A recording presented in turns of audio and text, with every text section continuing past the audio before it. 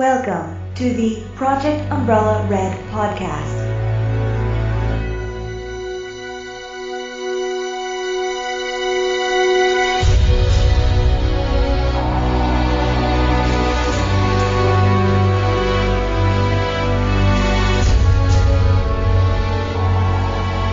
Hello again, listeners. This is the Project Umbrella Red team, and we are back for another episode. This is actually part 2 of our Perspectives podcast. I'm Reen, and joining us today is BSAArklay, Evil Resident, USS Command, and Nora. We still don't know where Newsbot is. I know we're all excited to continue, so let's dive back in.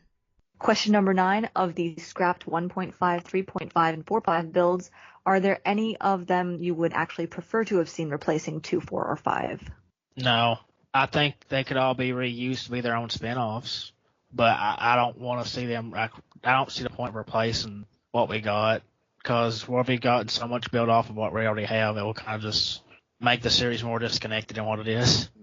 I agree with that, and I also think that a lot of what people glamorize over those scrap games look better on paper than they would have in the actual game. Like a lot of people glamorize Resident Evil 4.5, Beta 5, when in reality it would have just played out more like Resident Evil 6. And a lot of them had weird decisions involved or things that just couldn't work technically. And I strongly believe that everything great about 3.5 has pretty much been reused at this point. You know, Yeah. the one beta thing I think I would like to see replace is the N64 version of Zero, especially things like one thing I kind of recently learned about from Nora is the idea that instead of the Queen Leech, they were going to have like a hive mind over the leeches that had Marcus's intelligence was sort of based around his intelligence, but it wasn't like just a single person. It was like a whole hive mind controlling them. And I think things like that would have been more interesting. Scrapped ideas I'd like to see recycled again. As late as 8, there are a lot of really cool ideas they had, but I'm pretty much happy with the versions we got, and I think the versions we got are usually, we got them for a reason. I'm pretty much happy with all the versions we got. I feel like some of the scrap builds, like you said, sound great on paper, but when it comes to execution, that's a whole other matter. Like 4.5, many people think it's like really horror-focused game.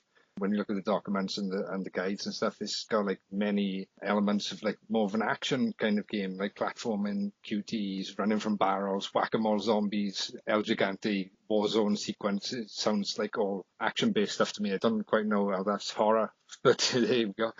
So yeah, I'm quite happy with everything that we've got.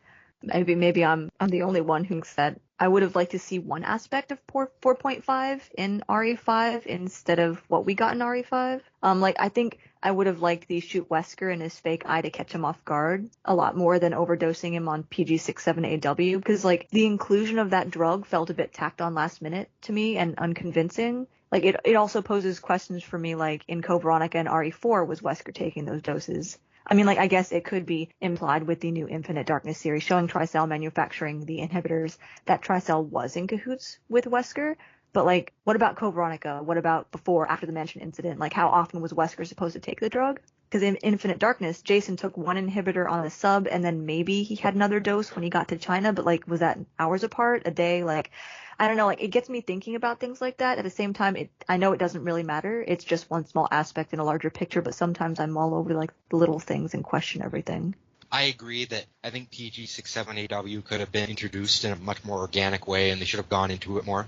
But one thing that kind of bugged me about the eye part is that, like, with a lot of, especially like for the Umbrella Chronicles and stuff, Wesker had his brains caved in, and he still regenerated, or he's practically decapitated later on. Mm-hmm. And so it just seemed kind of weird to me that, like, his eye wouldn't be able to regenerate. Yeah, yes. But I do see the appeal. Yeah. Yeah. Like, I don't know, because, like, he has, I don't want to say, like, reptile eyes, or are they cat eyes? I don't think they're like a direct one-by-one of anything, but you could call them reptile or cat. It just felt weird to shut the lights off, because, like, I feel like with his senses, he would be able to sense Chris and Sheva in the darkness, but, like, he turned the lights on. I feel like it should have been reversed for that battle. At least if you turn the lights on, it would blind him because his eyes are sensitive. He's wearing sunglasses. That's you know.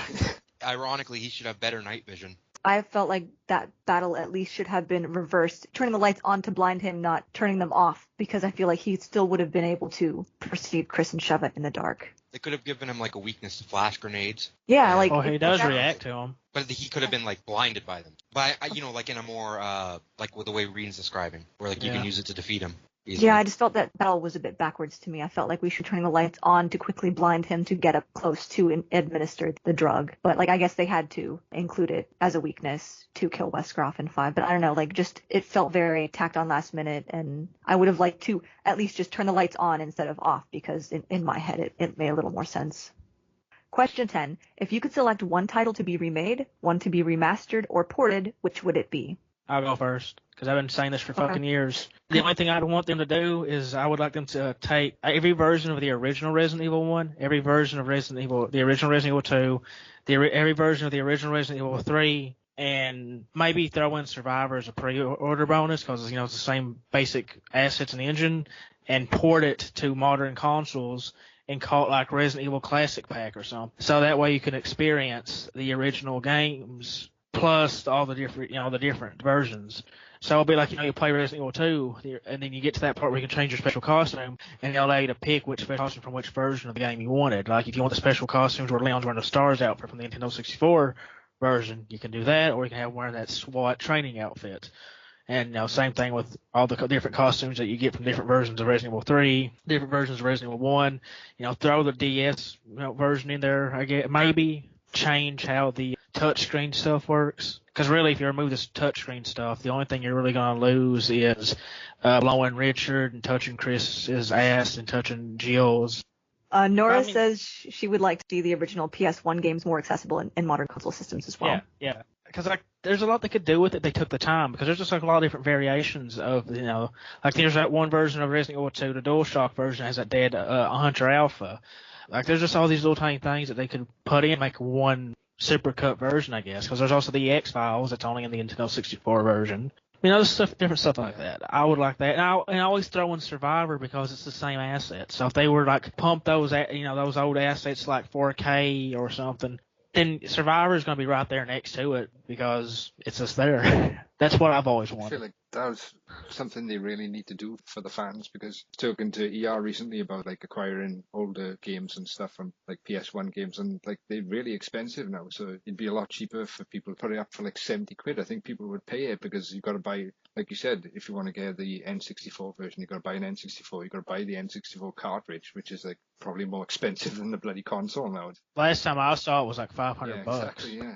My answer's the same. I just think that accessibility to older games is becoming a real problem that you don't really see anymore with films or things like that, and I don't think people have paid enough respect to games as an art form. Yeah.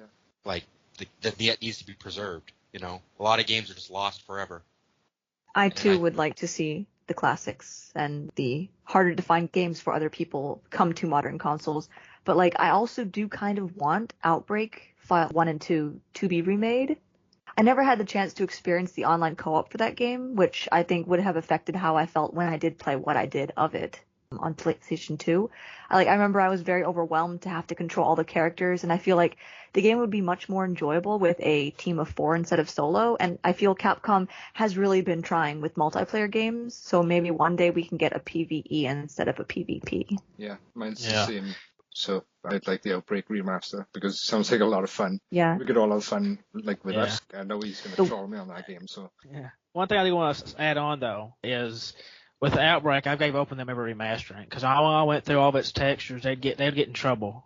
So much trouble. Yeah. Everything in Jay's bar is a real life product. Yeah. But if they remade it, they could put their own inverse. They'd have to change a lot. You mean all the blank labels in Resident Evil 2 Remake, despite the fact that the pre-release version of those textures had actual names and shit? But I guess there's just so much stuff in the Outbreak's textures that if they miss one thing, it could fuck them up. So it wouldn't be worth it for them to go back. No, I was thinking about this from Capcom's logic, because remember, a folder that said Star Wars Battlefront online made them basically abandon Slant 6, which caused them to go bankrupt. They don't want to mess with that type of shit. They're afraid to now. So they won't want to touch Outbreak games and, go through meticulously through every texture they have to try to make sure they didn't leave in something. Because like computer screens in the game are literally photos of security camera stuff from different places the developers went to. That's the stuff that would get them in trouble now. Oh, I do see that, but I don't know. A part of me still kind of wants Outbreak File 1 and 2 remade. It would have to be Take a remade, lot of not effort. remastered. And at Speaking- Capcom, they don't do that. It would be easier for them to remaster ORC because ORC's assets that are used in game are also used in the CGI trailers. So if you see how good they look, specifically the Triple Impact trailer, Yes, I love that's that some one. real high quality stuff they really wanted to, and because Slant 6 sent them all the assets because they used them in Biohazard: The Real, the Escapes. 7 uses the assets. Both the 2 and 3 remakes uses ORC aspects. Umbrella Corps uses ORC aspects. Even Resident Evil Vendetta, those dogs that Leon kills a bunch of innocent civilians with, in this little motorcycle scene, those dogs are from ORC. That might explain something because they're different looking in the novel, so that might explain why. Yeah, so they have all these assets, and they can make them look fucking amazing. So it would be much easier for them to go in and make a super high def remaster of ORC. I mean, they probably get a bunch of good publicity saying it's the best remaster ever, it's done right or something. But will they do it? Because they would have a lot of bugs to fix because they wouldn't let Slant 6 fix bugs for some stupid ass reason. So there's always this caveat of they could, but will they? I also have a title that I would like remastered and ported, but I just do want to say that a little bit of the charm for Orc for me are the bugs. I love the bugs. There is one bug specifically that my sister and I keep encountering if we're in like a team of 4, and if we run through really quickly during Nemesis's chapter, when we get to Nemesis, he won't die. The Spec Ops won't trigger, so one player has to die to trigger him to walk over on the left side of the field, and then the Spec Ops come in. Yeah, Another bug that we encountered is when we get to the chapel and then the door opens on the right and the zombie comes in with a bomb on its head. For some reason, it's like 5 times out of 10 when we walk out there are either no zombies, or there are Crimson Head zombies, or there are Crimson Head Spec Ops zombies running at us, or there's like I said, like no one at all. Like it adds a little bit of unpredictability to the game, and like it is frustrating to have to die to end the Nemesis in his like little loop. That intrigues me and it's really fun. Yeah. Orc is fun I know. with bugs. Maybe one of those bugs you talked about. I actually learned how to trigger which one I wanted to happen when it came to the that door, outside. If I wanted Spec Ops, Crimson Heads, and whatnot. Yeah. I can't remember how. You had to shoot something, and for some reason it messes with it.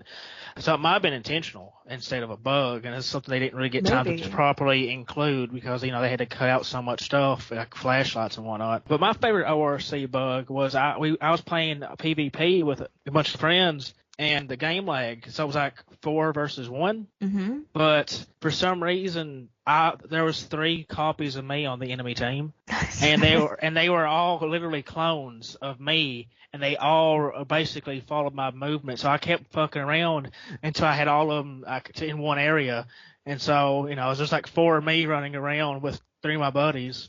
So yeah, like I do know there was another bug, but I think one player I had played with was banned because you could switch the character classes. Like I could be playing Beltway, but he would have Lupo Super Soldier. It was just like some random guy I played with online, and then he was telling the group that I was in how to do it, and I couldn't manage it. I didn't want to, because then that would ruin the PvP aspect for versus mode, because if you're firing at Beltway and you think he only has bombs and all of a sudden he cloaks in Super Soldier, like it's not balanced anymore. Yeah, like it was ever properly balanced to begin with. Because the Cowboy shotgun. The riot gun, is that the riot gun?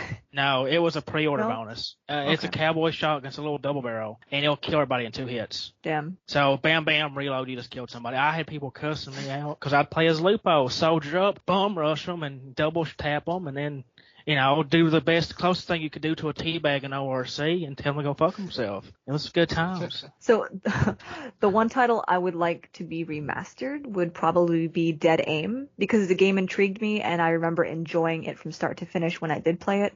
I like the TNG virus and its mutations. Like I know ER expressed that you didn't quite care for the mutations, but there was something charming to me. The lore behind them's nice. Like there's a potential. I think if they remade them, they could make them more interesting to me. But personally, I don't know. Now that you mention it, the new RE3 remake betas kind of look more like the Hunters from Dead Aim.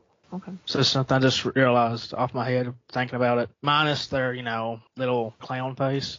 Because I did try playing Dead Aim again recently, and by recently I mean like maybe last year, and it was very dark and blurry and like almost unplayable. Maybe I just wasn't in the right mindset to play it at that time, but I would love to see a remaster so I could experience it It again. could definitely use one. Last time I played it, I went to one to document any text or lore and the textures. There was like one box at the end of the game that had a name on it, Yamoya or something like that. Sorry, Rodney. The one game I would like to see ported is Mercenaries 3D. Okay. Because, no. It's such a shame that this game was only available on the 3DS because I bought one just to play Revelations and 3D Mercenaries, and I never really used the 3D feature, so I felt it was kind of wasted. And, I am not a fan of handheld consoles, to be honest, but I absolutely love Mercenaries 3D. I played it for 15 hours straight. I was going for all S ranks, and I swear I saw the RE5 executors staring at me from across the lake when I looked out the window. I played it all through the night, and I was just like, damn, I'm seeing things now. And then not to mention, I kept hearing the tinkering of grenades, when my sister and I went out for an evening stroll. I was like, did you hear that? And my sister's like, the truck is coming. I hear the grenades. So, what I really loved about Mercenaries 3D is the character costumes, the familiar maps, the taunts, the different attack reactions when wounding enemies in the arms or the legs or the head. That was such epic fun. So, I really hope Capcom will revisit older models in those Mercenaries games or make an all-out Mercenaries game with the models from RE4, 5, 6, 3D Mercenaries with character-assigned loadouts instead of relying heavily on only the RE engine models. But, a little voice deep inside me is saying, I doubt it. I would like to add, I did enjoy the costumes, and I did like how they had little tidbits of lore. It's been a while since I read it. Chris's pilot outfit is stated in a guidebook to be something he kept from the Air Force, but it has the BSAA logo on it. Still, it was just cool that they had those details. I like the weapon play in it. It's something I used to play a lot in high school when I was sitting in class not doing anything with nothing to do. So I did, because I didn't have anything else on my DS at the time, and I had to play something. I didn't spend all this money on a 3DS and to not play it. But I will say it was something that gave me a really good jump scare. Because if you look at the trailer for it, it shows all your boss enemies, but it doesn't show the double chainsawed Ganado. I remember I was just sitting here kicking ass, and then I turned around and he was like, surprise motherfucker, and kills me. And I basically implode or whatever, because the game's not violent, so you just despawn or something. So, because the camera just drops down, I literally about jumped out of my seat, in the middle of a classroom. Because I didn't know he was in the game, and I didn't expect to turn around and see, 2 chainsaws. That was my favorite map. My sister and I, we played as Wesker and Chris on the ship deck. And let me tell you, there are 8 Dr. Salvadors in that level. Plus, the longer you last, the more chainsaw men start appearing. So we had 3 Dr. Salvadors on us at one point, and then 4, and then 5. We just kept taking them down, and we had a really good rhythm, and I think we lasted quite a while before either one of us died or we ended the level, but that was my favorite level. I don't necessarily like horde modes, but there was something about fighting a whole bunch of Dr. Salvadors with those chainsaws in the ship deck area from RE5 that I really enjoyed. I don't know. I hope Capcom will kind of, port Mercenaries 3D, because I did enjoy the costumes and the character interactions and Revelations 1 raid mode. I like how all the characters have different dialogue for each other. I like little details like that. It kind of, I don't know, makes it a little more interesting. Got an amazing trailer for it as well, Reen. You need to check that out. Mercenaries 3D? Is that the one where it goes with that weird comic font where and the ink smear? It's like a news is that it? report. Okay. They had this little marketing thing with something about how bioterrorism was spreading all over the damn place, and all these mercenaries are coming in to fight them off, which is kind of odd when you think about it, because Umbrella Corps, bioterrorism stuff everywhere, mercenaries fighting them. Facebook also had a minigame tie-in to Mercenaries 3D. Really? Did anybody play that? No. I haven't played Mercenaries 3D at all, so. Well, the lore behind that lost Facebook game was you're a BSAA dude at a shooting range. That's it. You literally just clicking your Okay. Should be doing this stuff is promoting this stuff. I never learn about this stuff. They just hide it in some backwards corner, and then Rodney comes out 3 years later. Did you play this shit? I'm like, no, off. No, because I didn't. I love that. It's no, Rodney, I didn't. Fuck off. Pretty much how it gets. I mean, I'll be honest. I can't tell you how many times. Oh, Andrew, did you enjoy No Hope Left back in the day? You enjoy Insert Evil? Did you enjoy that Revelations ARG where you get to play as a Vetro agent, trying to scan the Mediterranean Sea, trying to find where the Queen Zenobia is? Did you enjoy that on Twitter? That was so good. I miss Twitter video games. Honestly, except for in the cases where stuff gets lost, I kind of like learning about all this stuff after the fact. Okay, so question 11. Do you have a favorite Resident Evil movie, CGI or live action? My favorite CGI movie is 4D Executor. My favorite live-action movie is Resident Evil Apocalypse, because when you look at its ARG, its marketing, its props, and everything, you get a really good, solid fucking story. And to the point that normally I don't like retellings at all. I mean, I can enjoy them for new details, but I would prefer something like Resident Evil Genesis or the first Resident Evil movie, depending on where you live at, because we don't know. I think in America we don't have it called Genesis. That's just for the novel version. But I like it because it's a standalone story. But like all the props and extra supplementary stuff for Apocalypse, this makes it an overall better story experience. Where 4D Executor, I like it as the best CGI movie because it's short, simple, but really sweet. You know, you get quality over quantity. I did like 4D Executor with all the grotesque mutations. Like, it went from one thing to the next, to the next, and the next, or whatever. And at the end, it was kind of like, ooh, that reveal, and then like a little info drop, and then it was the end. And it was, yeah, like you said, it was short but sweet. If I had a favorite Resident Evil movie, it would be Damnation. The concept of controlling lickers through parasites was exciting to watch. Like, I loved it. It was great to see tyrant models deployed during times of war. The tyrants had such weight whenever they were in a scene. Like, the camera shook as they gained speed on their run, and their heavy footfalls thundered as they ran. It was really intimidating. And the liquor abuse in that movie was horrifying, but it was really good to see BOWs pitted against each other. Yeah, that's always a highlight, that scene. Mm-hmm. Vendetta's film would be a close second. The action was impressive, but the close quarters combat looked like, I don't know, awkward. Like, Chris and Arius looked like they were dancing, not fighting, and their hits didn't seem to land. It was rather silly looking at some angles. Though I did appreciate the little things like Glenn Arias being a gun dealer. He was disarming Chris one weapon at a time, and I do remember laughing out loud at that. Here's a fun little fact about that gets lost in translation. Chris and Glenn's little fights actually very realistic.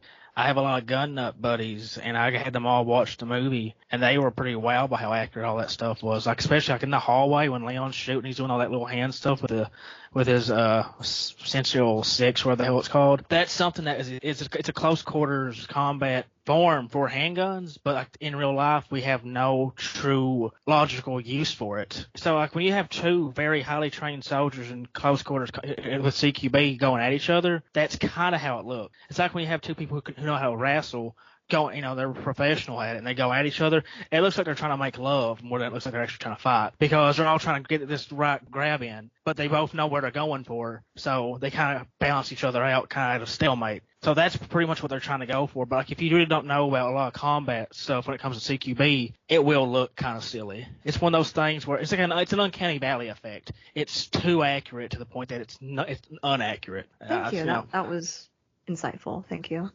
My favorite movie was Degeneration because, well, for one thing, it had the G virus, but also I think that it has the most relevance to the rest of the series. Like, it introduced TerraSave, the idea that the U.S. government doesn't need a G virus vaccine, which is alluding to Sherry, and I just like the whole conspiracy angle that feels like it led up to something. What I liked is that Degeneration felt very, like, lore heavy. Well, Koromura worked on it, I think, if I remember correct. Yeah, he did. Kobayashi asked for help with virus stuff to make sure he got it right. That's why it felt lore heavy. Someone did some research. For the live action movies, I think I saw the movies before I ever even played the games, and it was just kind of like just fun little. But then once I started playing the games, my appreciation for them kind of went down for obvious reasons. But recently, then I came along, bust down the door, and fucked your life up. Yeah, Rodney ruined my life. He changed my perceptions on things and put a gun in my head and made me go through everything. And you may be seeing something soon as a product of that. So Nora says, I liked Apocalypse. I think it captured the right vibes of Raccoon's destruction. I also enjoyed Jill's portrayal in the story. Hell yeah, Nora. Perfect timing. I just came back after you finished. All right. Yeah, I skipped all the movie stuff. You want a favorite CGI movie? I used to like Degeneration a lot. I rewatched it recently and I felt like it was dated. Yeah, I like the story. Like, I've been writing an article on the mobile game. If you connect the two, it's kind of interesting. But yeah, it's kind of dated and it feels really awkward. Like a very long-ass cutscene. Yeah. Just awkward and, so I'd probably say Vendetta now, just because of that corridor fight sequence. The VR version of that is so fucking amazing. It's like John Wick style stuff, so yeah, that's a really fun scene. But yeah, like I said, Degen's still got a good story, but it's just really outdated now. So what's your favorite live-action movie? That's what I was going to ask. What's your favorite live-action? Yeah. Probably Jurassic Park. Yes! Which Jurassic Park? Oh, part one. The first one? Yeah. Question 12. Is there a Resident Evil story you would like to see? Ooh. May I go? Yes. This is about to get super ridiculous, okay? So, ladies and gentlemen, what would you say to a game set in the 1940s? I'd like it. I dig it. Okay, so I thought really long and hard on this question. You play as an inmate captured and caged against his will and sent to a remote island facility surrounded by sea. The inmate escapes when the facility goes into a lockdown for unknown reasons, a storm, maybe, or in the background some experiment that had gone rogue and is now wreaking havoc. By the time the backup generator clicks on, the other inmates are running loose. Half-mutated humanoids are trying to eat you, and you have to fight to survive.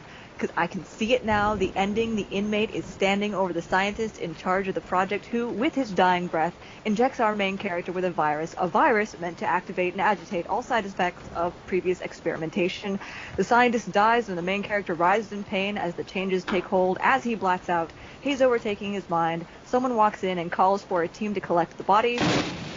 During blips of consciousness, in first-person perspective, the inmate is suspended in an opaque blue liquid, and men in white coats are walking by the vat. Time passes, the lab is old and gray now. On his next and last blink, he hears voices, quote, the ultimate life form, tyrant, then laughing, Chris, stop that. It leads up to, it's magnificent. Cue the inmate's internal dialogue, quote, magnificent, my suffering, magnificent. Rage burns his watery vision, thrust, crash, impale. Chris's hushed Wesker. Now the tyrant stands tall, turns to face Chris, eyes trained on the computer monitor and the symbol rotating, the umbrella. Fade to black and the inmate's last train of thought echoes. Hollow, broken, mutated. Quote, I will show them the monster they have created. Thank you for listening. Inspiration, The Suffering on PS2. Pre-order now. That was really detailed.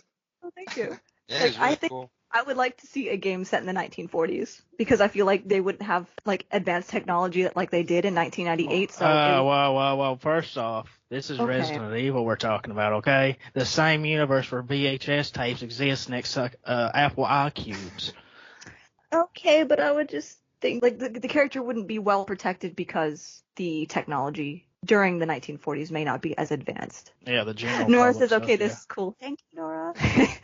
I was going to say that I would want the same thing. I mean, I didn't think of anything nearly as inspirational as yours, or thought out. But I would just say like something set in an older time period, like a period piece, even further back, like medieval times, or because we know BOWs have been around since ancient history, not just with like the mold and Las Plagas, but the Ndapaya people had BOWs, and the virus at one point was a lot more widespread, and a lot of monsters like zombies and things like that were probably based on real folklore. Or real folklore is probably based on actual monsters. So I'd like to see, and Resident Evil 8 almost had a part of the game that was going to take place in medieval times. So anything from like period pieces to like World War or like what Reen described, or anything that's like more, like to expand the universe in a way like that, I think it'd be really fun. I would want a Modern Warfare style story set where like it's about a squad of BSAA soldiers in a third world country where BOWs are so commonplace that people are used to going to bed at night and waking up with their kid being eaten by a zombie. Like I would want the story to not be afraid to show kids getting eaten, parents getting killed, like to show how brutal life is in third world countries and how brutal the world is affected by BOWs. Because, you have 3K outbreaks a year. That's not something you're usually going to take lightly because the way that this stuff is it'll be very volatile. Like I'll use Revelations 2 as an example. A little detail of it I really did like that the game just ignores is Barry had no idea about those invisible bugs, the glass, right? If it wasn't for Natalia, he probably had died. But when all those BSAAs go in there to fight, he doesn't fucking tell them about it. And the little babies crawl away and turn invisible. And when you find them, as a collectible item, they're attached to everything. All it would take is one of those little babies to hop on a BSAA helicopter. They fly back to mainland, and now you got it crawling away. It's going to grow up and be able to reproduce asexually. You'll stuff like that. Like it's so easy to spread. Like it will be extremely hard to contain an outbreak like we see with all these viruses without just nuking the area, which would then possibly send all that shit up in the atmosphere and spread even further. So I would love to see a story where we see how bad third world countries are with pollution and stuff. Because right now, we pollute the fuck out of third world countries, America, all the big first world countries. Because I did big work back in university. I studied sociology and world health, and like I was appalled by how bad we are with that stuff. Like even recycling companies in America, we send that stuff to China, and then they just dump it on the ocean anyway. So there's no fucking point of recycling half the damn time anyway.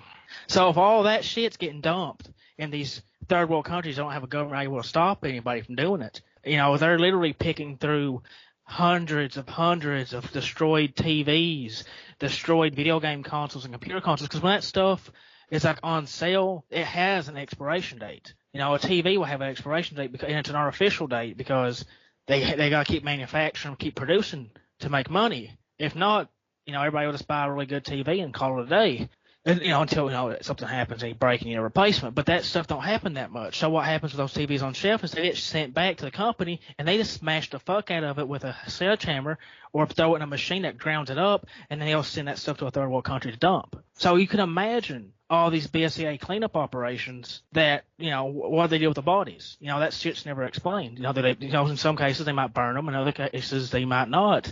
You know, but still, all those debris and ashes and just the remnants of that stuff when they clean up is getting sent somewhere. And if it's getting dumped in a third world country, you're going to have all these people who don't have good health care, who don't have good solid foundations. They're going to get cross-contaminated, or, you know, secondary and tertiary infection. And you might have kids who will grow up slightly with pale eyes because they'll have like a small amount of T-virus in them that has them like partly zombified but not fully there yet. And if they die, then they might zombify. Then they're just going to walk around in this third world country snatching, eating animals and stuff and causing more, you know, small mini outbreaks. I don't know if this is what you had in mind, but I was thinking that would be like a perfect novel because like it's expansive and it's stuff you can go into detail and stuff. Like we may not be able to go into that much detail in like a video game or something, but in a novel, yeah, I think that'd be a really nice concept, something like that. Like, I was gonna say, yeah, I would love it for them to explore more of like the worldview of like what it's like to live in the Resident Evil universe. Because I think that Resident Evil, it's a shame because Resident Evil, they don't explore it that much, yet it's a universe that there's nothing really like it. You know, like where everyone's in constant fear of monsters being sent to them by terrorists or something leaking, or it's like the Cold War on crack, you know? Yeah, and see, that's the thing that kind of disappoints. That's what I like about the universe overall is like it's fertile soil where you could really make any story you want, but they don't really do, you know, explore it enough in my opinion. Like, for example, if we go on the news and saw a train crash and there was a biohazard leak, what would we expect? Radioactive waste, maybe oil or gasoline leaking, you know, stuff like that. But in the Resident Evil universe, it's the same concept happened. A biohazard leak, it could easily just be some radiation or oil or whatnot. But people are going to hear that and think, oh God, zombies and monsters. So would they make another term for radioactive waste and shit like that? Yeah. Because technically it's all a biohazard. But like with how fear-mongering is, people can't just say biohazard on the news without thinking about zombies and monsters now. Like, there's just a lot of stuff that's not really explored in detail like that with Resident Evil, where games like Halo and stuff will explore it. That's the type of story stuff I want to see in a franchise. Like, things like what Reen said was really cool. I don't mind. I would love more things that connect to small stuff like that. Because it reminds me of something like the H.P. Lovecraft works, or like sometimes Star Wars will have a few stories that way, where you'll basically go through the entire storyline of a character, and then and it ends up him being the first stormtrooper that Leia blows his brains out in the first movie, you know, episode 4 rather, I should say. So like, yeah, that stuff's cool, but I just really want stories that focuses on what the world's like. Yeah, Nora says, I just love it when stuff leads into retellings of previously existing scenes, like 3 was going to pick up from 1's ending in its original intro, and I hope the remake was going to include that scene. Even the 2 remake could have, like the final stand against the tyrant, then the helicopter leaves and it could have faded to 2 months later or something. And I think that's going back to, like, with Claire always having a shotgun type of thing, like the scenes in Degeneration. And Nora adds, I always wanted to see the in-universe conspiracy theories about Raccoon City's destruction. Yeah, also, again, that'd be like a really cool novel. Like, they could go, like, really into detail. Capcom could easily whore themselves out with Resident Evil novels and shit. The Baker report kind of touched on it a little bit. Like, there were people arguing over whether or not, like, people saying there was a giant monster in the swamp, and other people were saying that's just, like, conspiracy talk. And it does happen. I just wish we would actually see it. Yeah. Like, how many of y'all are here who are a fan of the Metro series? I like it, yeah. I only played Metro last night, and I played very little of it. All right. Well, in Russia, there's, like, literally over hundreds of novels. And the writer has just stated, don't contradict my books, don't contradict the games, and don't try to explore what caused the war, but you can do anything else. So the fans that write all these novels, they've made an amazing expansive universe that they explain all these little intrinsic details. Like, they really explore the world. Like, America's even explored in those novels.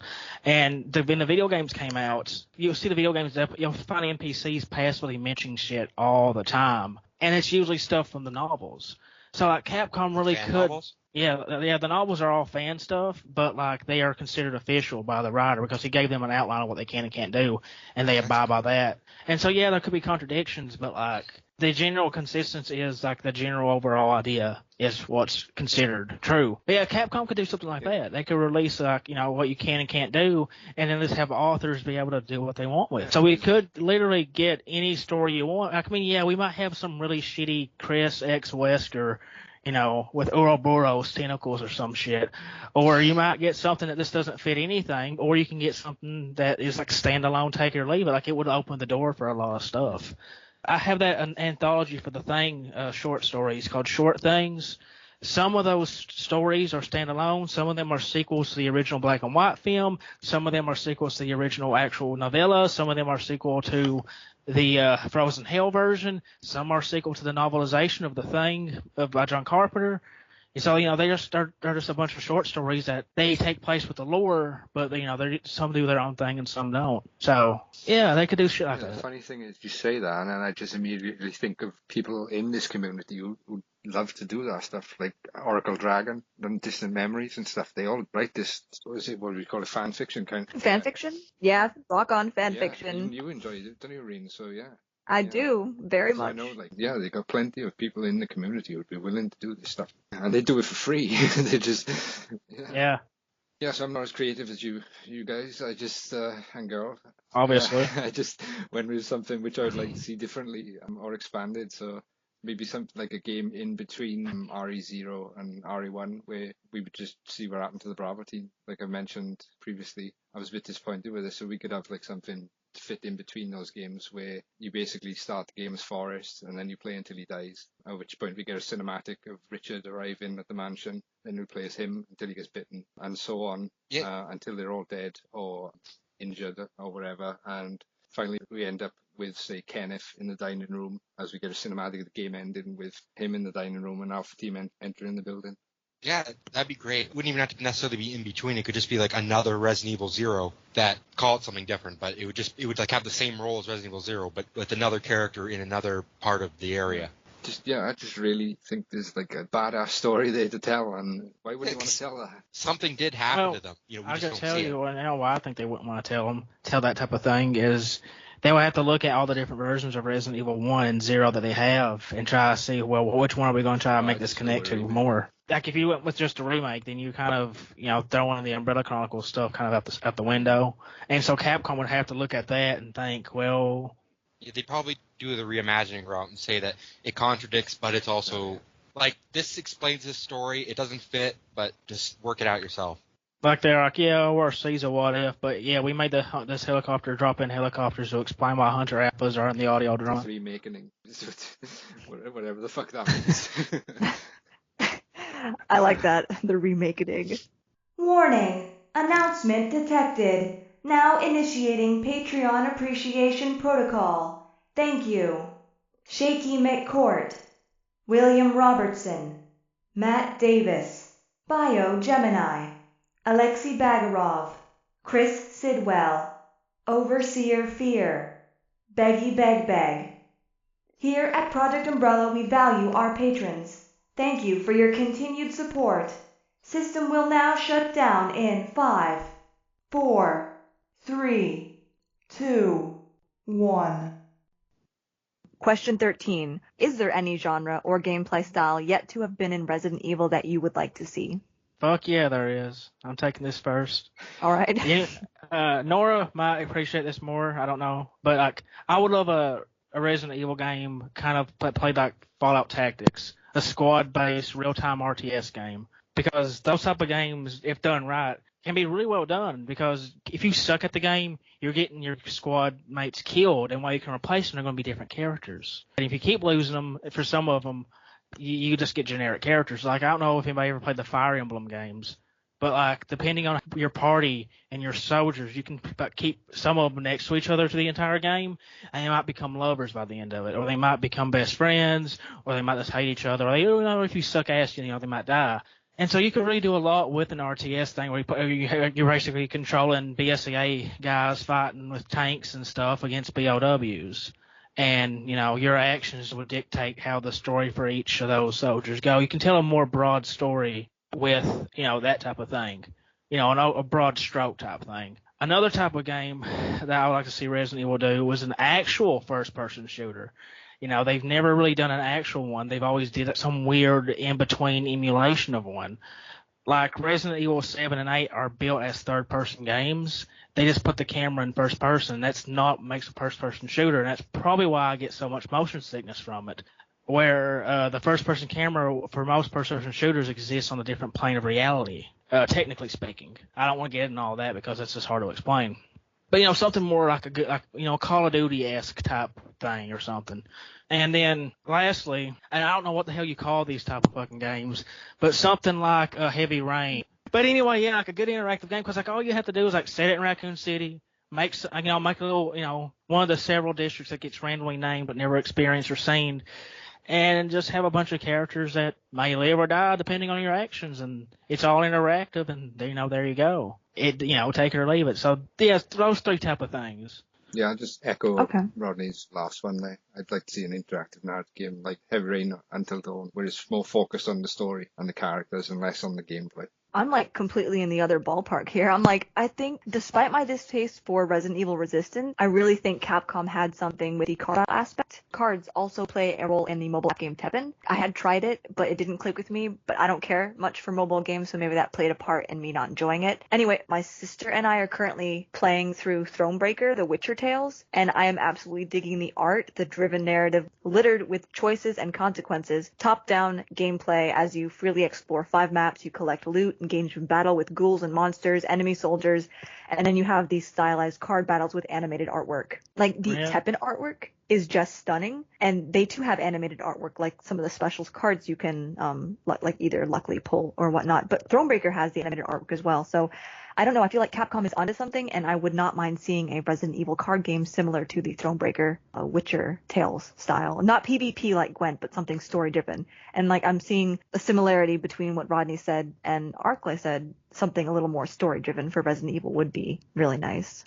Man, is there somebody who made that Thronebreaker game with a gun to your head right now? Because you basically talked about that like you were giving an ad. I was expecting Rage, Shadow Legends type ads. No, I really do like how the Thronebreaker, The Witcher Tales, is progressing. Like, it has character consequences. Yeah, like, cards are kind of simple, but like, we get the Resident Evil board games. Like, the Resident Evil 3 board game just came out. There was, I think, the Resident Evil... Was there another Resident Evil 2? Like, I know Devil May Cry has a Bloody Palace board game or whatnot. So, like, and Nora says she came up with a card game for Resident Evil when she was in elementary school because she loved TGC stuff. And tell me what TGC stands for, because I'm drawing a blank. I made a Resident Evil crosswords in high school. Heck yeah, ER. Trading card game. Okay, thank you, Nora. But yeah, like, I would absolutely like a Resident Evil card game that we can play on console. Master's kind of like a card game, isn't it, Rodney? Yeah, it is. You get a card, and then it'll get like a little paragraph of the lore for it. But there is an official Resident Evil trading card game. Yeah, that's the deck building game, said Nora. Yeah. What I think is kind of cool about Clan Master is that like they have things from Dead Aim and Gaiden's like the only thing they don't have. But Gaiden and 4D Executor is the only thing that they did not touch. And they didn't go past Resident Evil 6 because that was like the only game out at the time. I think one of the movies that came out after 6 was in it too, but that was it. Those were the only games that they didn't touch. Well, the only installments they didn't touch. And I used to kind of use that as an argument. Well, maybe they considered ORC partly canon because they included ORC, but not Gaiden. But that's really impressive to me that they just had like everything in it, in addition to news things. I want a game where you just play as a monster. I'm the type of person who's like, I kind of tired of just playing as people. I want to play as something that like, what I really like are like reverse horror games, like old Alien vs. Predator campaigns or things like that where like you stalk NPCs and use stealth or just cause massive destruction and break things. But I want something like story-based. Like, you ever played Deadly Premonition? I love No. Deadly Premonition. Oh my No, god, but you should play I it. want to. Okay, Well, at don't one spoil point, okay, I won't spoil Wait, it. no 'Cause it spoilers, looked- no spoilers. Okay, like yeah, like stuff like that, like even going back like to Stubbs the Zombie or just like the whole idea of you wouldn't even have to necessarily be evil. Like you could go up against like USS or something like that, but a BOW that gains sentience. Like you could play as a nemesis or so not like the bonus modes for Resident Evil 6 where you're just like invading other players' games. But I just like I've always just been giddy over things like that. Isn't Rose technically BOW? Yeah, it could be something like that, but I mean more like a monster. Like just like play as a tyrant, like chucking cars or a liquor going through a vent and sneaking up on people or, things like that. Norris's Dungeon Keeper Resident Evil. They kind of added an RE6 where you could play as... Yeah. It wasn't very Yeah. good. I want something like Alien vs. Predator, like I mentioned, or The Darkness or With the story. Stubbs the Zombie. Yeah, something like where like you're just seeing things from the perspective of something that isn't human. I think those are fun. I love There's those. a lot they could do with that. One of my favorite Lovecraft stories I've not read in years. The entire story is about this guy trying to hide from this monster, and he keeps hearing about it. And every time he tries to find people to help him, they always run away because they're screaming at the monster. So he freaks out and runs away. And the story ends with him seeing the monster, but he's so scared of it that he has to just touch to see if it's real and he's not hallucinating. And when he finally touches it, it's a mirror. I knew it. I was going to say with him, isn't it?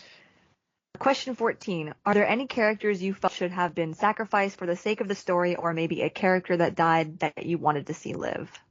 I want to go first. I don't think Okay. any of the characters are handled well enough to change any of the outcomes yet. And I say yet because like there's always how might handle characters better on, but like look at Ethan. They started giving him characterization, they fucking killed him off. So no one really has time to like him. You either have him being a blank slate in 7, and then you finally get somewhat attached. Like, he might be a good character one day, and now no, he's dead. Unless you're digging in supplements, and even then you're not getting much. They've been the same state ever since their inception. Technically, you could literally get past replacing Jill with another character and not really lose much. And I think that's why a lot of people with Resident Evil ain't too butthurt whenever there's like the voice actor changes every fucking game, because there's not enough connection to the character, the voice actor, to really want to keep it consistent, because it's mostly they're focusing on game and stuff over the characterization. So if there's really no point of sacrificing somebody when they're just going to disappear anyway. Like in Infinite Darkness, that one woman that gets killed at the end of it, I was like, not even bother, because if she lived, she's never going to come back anyway. You can't be shocked by something whenever, a side character's either going to die or disappear off the face of the universe. So, why change anything, Got a point there as well, what you said about voice actors, because I know Heidi Anderson, Jill from Remake, she told us that she wanted to make Jill a bit more scared in her portrayal, and Capcom were like, no, you got to be more stoic, like. Yeah, Michelle Ruff had the same problem too. She wanted to put more personality with Jill, and they're like, no, keep her bland. So, yeah. But, like, that's the problem with voice acting. Because when we interviewed so many voice actors back on Chi, me and Andrew, like we've talked about, we've asked the question from other people, from our old listeners and stuff, like, how hard is it to get into voice acting? And they're always like, yeah, you got to do like 50,000 different voices. And I was always thinking, interesting. So why do you always use the same damn voice for everything? I think a lot of it is that it isn't so much always the voice actor's fault, as in like they become famous for a certain voice. Yeah. And so when they hire them, the same way like a lot of actors, like they just play tough guys when they have more range to them. But like associate them with that. Nathan Drake, he auditioned for Prince of Persia, and he was like, well, shouldn't I have a kind of an accent? And they were like, no, we hired you for your voice, like, so you do you. It doesn't make any sense. I think that's why a lot of voices sound like very samey, especially with voice actors. Like, it's not so much the fault of the voice actor as it is the people hiring them. Like, they want them for that. Yeah, but it's still, like, it's still, I think it's a problem, and I think that also kind of ties with Resident Evil things. Like, we're getting characters that are on the surface level so bland that their voice actors aren't even allowed to do anything with them. So you're kind of stuck to do anything. I looking at supplements. Like my favorite part of Jill is from a fucking guidebook. I mean, like seriously. So I feel like maybe Carlos should have died. I mentioned this idea a long time ago on a podcast, and then in Remake 3 they actually did it, only it was a dream. But Carlos heads to the hospital, retrieves the vaccine, however he's bitten. He takes the vaccine to Jill. He can either save Jill or himself. He gives it to Jill, and then he dies. Just something like that, I think, is, I don't know, that would have been kind of an interesting, like, alternate ending thing. Kind of like in 7 where you can save Mia or Zoe. Like, you use the vaccine on yourself or on Jill. He was in for a better purpose. Like he's gone, so we don't see him again. So what's the point? Maybe use it. Or, if they do it all the time, like Roddy mentioned then, the girl in Infinite Darkness, if they're doing it all the time and it's like a one-off character, then no, you're not going to give a shit. So, but that might be an example of one time they could have done a major effective, I think.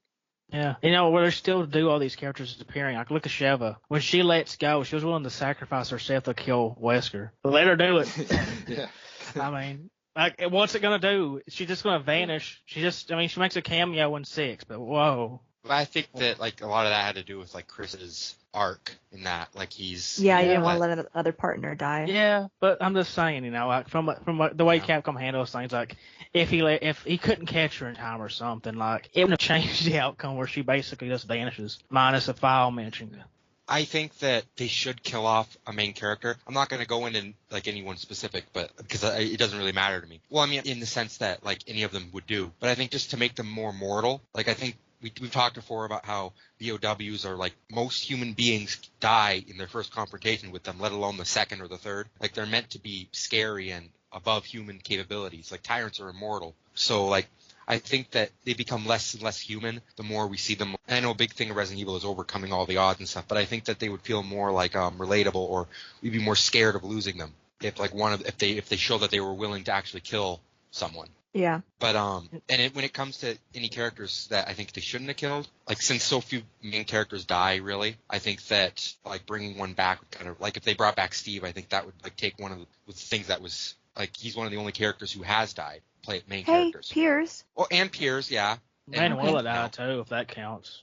Manuela didn't die. See, it depends on if you took too long to defeat. Well, no, there's a Resident Evil 6 file that says that they got the virus from her body. Not from her. It doesn't say they got it from. It doesn't mean no. Last time I read it, Did they say her dead body? Now we're getting specific. I don't remember it mentioning her at all. I think that was just kind of like a fan connection that like they had to have gotten it from her. I don't know. I remember reading it, but like I mean, it could have been on an article or something. But I mean, there's a million files in 6, so I mean, go read them all. Maybe you'll find it, maybe not.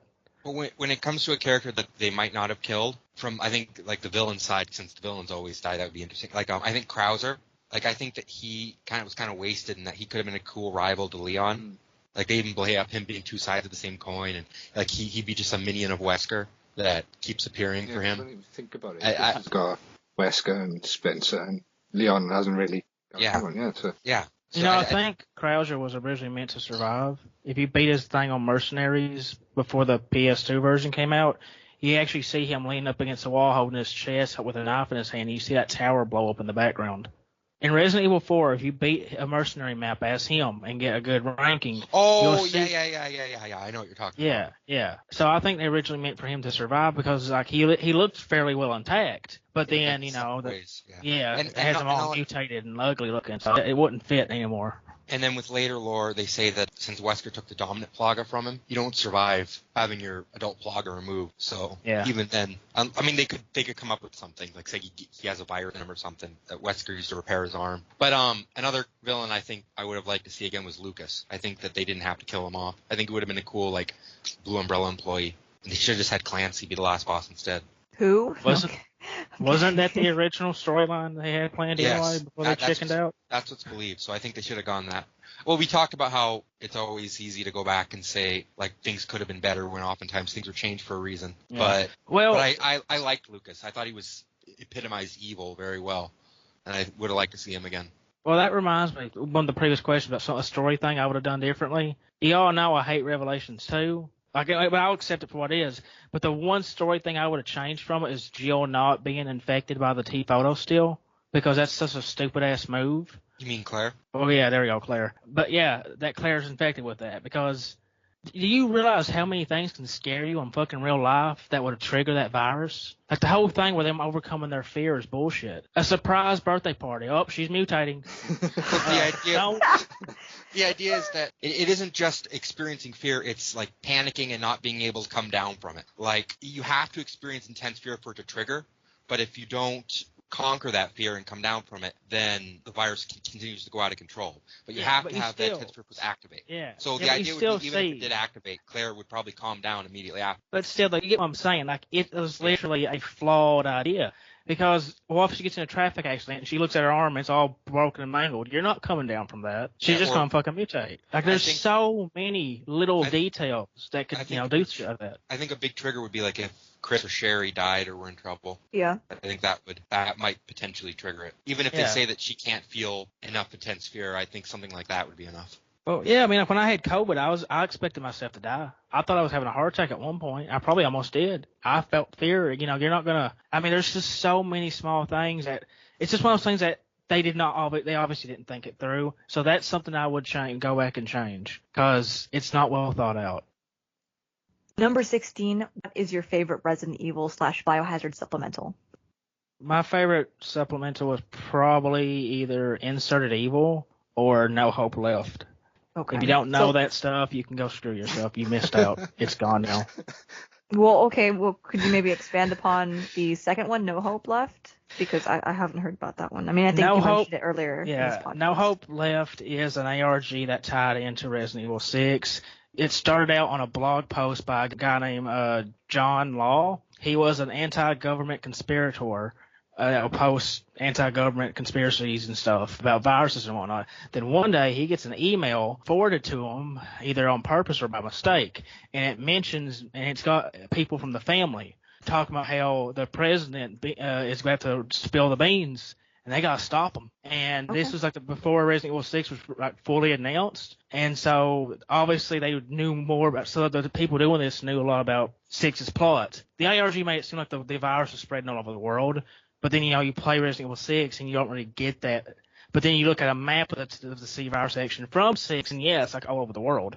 So like, it's really, really well done. You get like video of a student from Ivy University crying, talking about, how she misses her family because she's trapped around a bunch of zombies. You get videos of people from China crying for help and during the outbreak. And then you see like these different compilations of different videos of like people hiding and barricaded in rooms. One of my favorites was this teacher hiding with a bunch of students while the doors being busted down. Like, it's just really cool, and you're getting tons of this information and stuff from the civilian side of things, from how people saw Resident Evil during the events of Resident Evil 6, and how civilians saw everything. Yeah, we've still got a lot of it saved, haven't we? Cause thanks to you. So, with your permission, I might upload that to our site someday. I need the thing is, like, I don't have the photos organized no more. Yeah, we'll have to see.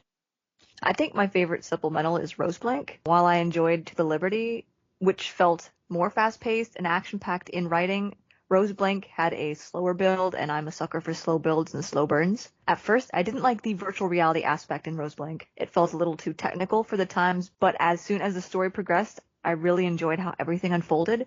We had a survivor of Raccoon City, an outbreak in a lab, madness making madmen, a monstrosity created by Umbrella, everything I personally enjoyed in a Resident Evil game. So I think that's my favorite supplemental. That's really cool to you. I'm glad you enjoyed it. No, but it's really cool you enjoyed that, Reen. Makes my fucking translating of the thing worthwhile. That took me forever. Yeah, like I know melted my brain. when we first started interacting or whatever, like I was questioning like some things or whatnot, and then you were like, it's been so long, I don't remember. And I was just like, oh, well, maybe it could have been this, this, and this, and you were like, wow, okay, you read it. And I was just like, yeah, I did. Yeah, that was really cool. It was blew me away with this massive analysis, and I was like, holy shit, I don't even remember. I should remember this. I spent fucking weeks translating it. Brilliant. It was awesome. I'm so really glad you enjoyed it. My favorite supplemental would be probably Inside of Biohazard, because it adds so much to the first game. It like really, really, really goes into detail with like BOWs, and they have things like pictures of their anatomy, like a real one, like an uninfected shark to an infected one, and there's nothing really that detailed after it. Nora says the inside of Biohazard is also her favorite supplemental. Quote, I think it's one of the most detailed reference books. It also gives a nice taste for the game's original vision that might not have been carried over to the sequels or later interpretations wholly. You can see a lot of the pictures from it in Resident Evil virus analysis too. There's actually still parts of that guide which we have yet to translate. And if you go and check it out right now, you'll see that it's absolutely massive and there's more to come. So you will see how expansive that guide is. What's your favorite supplemental? I'm going to go with Machuva Village drama album. Yeah, I'm obsessed with RE1 prequels. So yeah, I did really enjoyed that.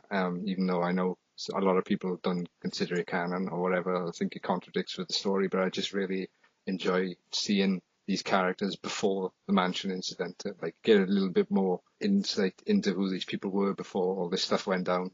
I know we don't get a great deal of it, but we get a little insight there. So yeah, I really enjoyed that. Surprised you didn't say something about Lupo. Lupo?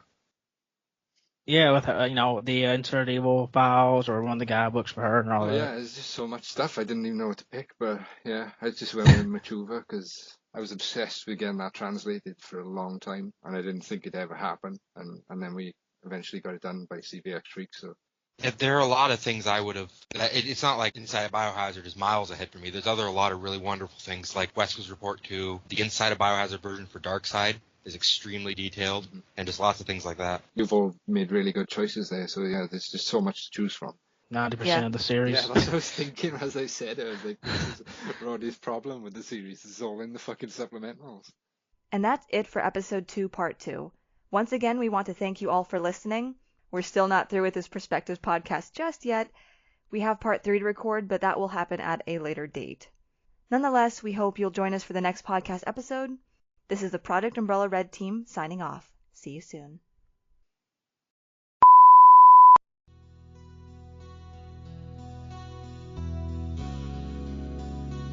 Question 14. Are there any Sorry. Bleh.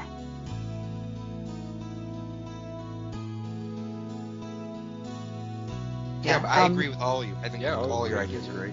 Yeah. Wait, Don't did lie Nora to have me, one? you son of a bitch. Okay, I'm cutting that. Don't do that, ER. I love all of you. Okay. Jesus, don't die. We got like 3 questions left before 15.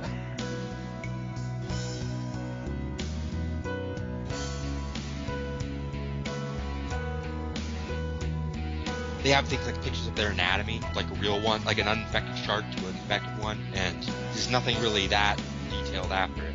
Does it have a photo of the hunters with JJ? No. Then it's not accurate enough.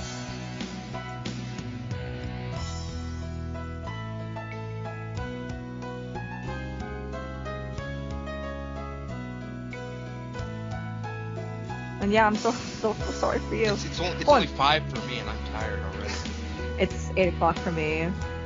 No, Rodney, it's not. it's probably the same. 7:55. Okay, I rounded, bro. Come at me.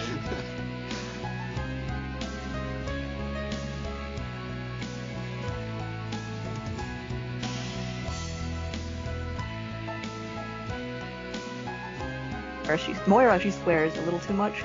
So like, What I do. moist barrel fucks are you talking about? She doesn't fucking What cuss the at fuck all. are you on, Roger? Fucking Jesus Christ. I mean, seriously, like, I know I swear sometimes too, but like Moira, when she's like, fuck it right up the ass, I'm like, fucking shut up, Moira. It really triggers me.